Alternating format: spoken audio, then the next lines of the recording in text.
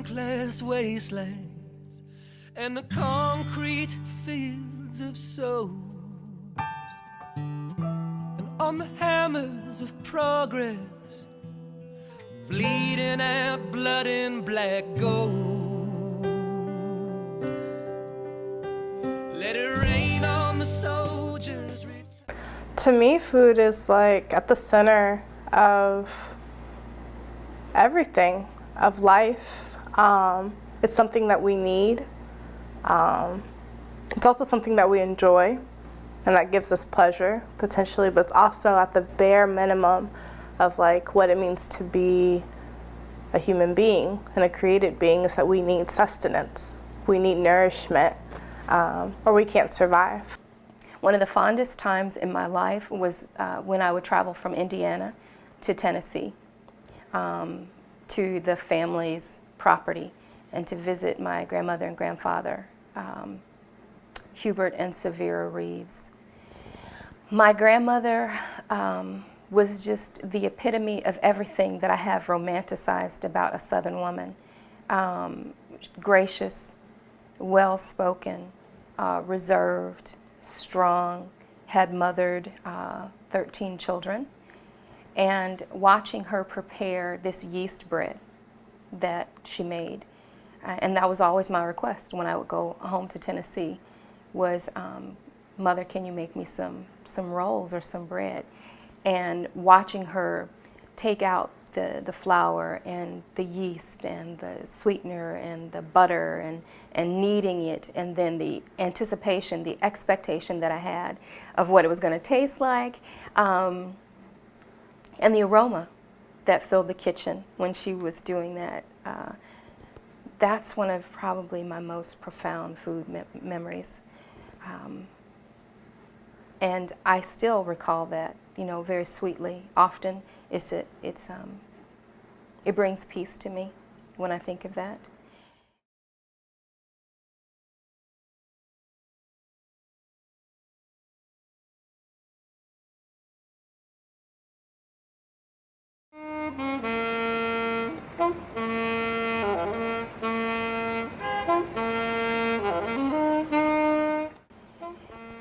If I am among the most vulnerable in American population, and the most fundamental need that I have for human life must be provided by someone else, then certainly that says a great deal about my self-agency and autonomy. In other words, if I know that I need food for my life to be sustained, and yet it's necessary for me to go outside of my community and receive the beneficence and benevolence of others and charity, then I would think that the person who is on the receiving end of that would certainly question their own abilities, capacities, the meaning and purpose of their life. How can we be, you know, celebrating a sacrament, you know, a sacrament of communion, of Eucharist, whether it's every Sunday, once a month, a couple times a year, whichever way, that's like a central part of Christian doctrine, you know, this idea of this table, this idea of, you know, literally participating in like Christ's body, you know, and blood. But then what does that mean outside of, you know, a service, you know, if people are still hungry, you know? If we see, you know, in my context in Philly, if we see that, you know, the unemployment rate is about 25% in Philly, you know, and that's even doubled in the Black community. And, you know, Philly historically is pretty much half Black. So when you see people, and especially now, I mean, I'm regularly approached when I'm walking on the street, especially by Black women, asking for food. Not even asking for money sometimes, but asking, do you have something to feed me? When your heart is broken down, down, down, and your head don't reach the sky,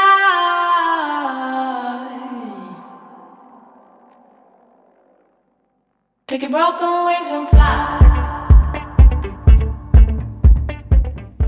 And so I was drawn to, so I participated in a Black and Latino farming immersion program up in upstate New York, a little ways outside of Albany.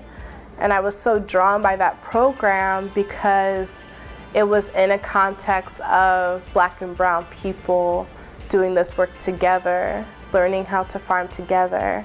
And it was underpinned with a cultural understanding of this is our legacy, right? This is our heritage and this will be our legacy.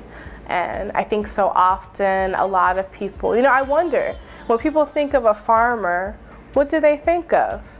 Do they think of a white man with a beard and like a sun hat on? Do they think of someone that looks like me? And I think a lot of people probably wouldn't think of a Black woman when they think of a farmer, even though that's where farming came from, Farming came from, out of the African diaspora that has spread all over, The African diaspora isn't even just one, continent anymore. It's everywhere, and farming spread everywhere, There's been some measure of research that considers the ways in which fast food impacts us behaviorally as well as emotionally.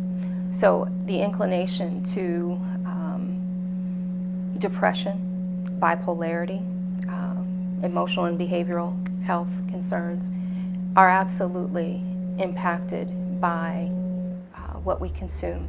And so if you're eating a diet that's widely full of or based on fast foods, which are generally denatured foods, on an elemental level, you're not really developing healthy cells.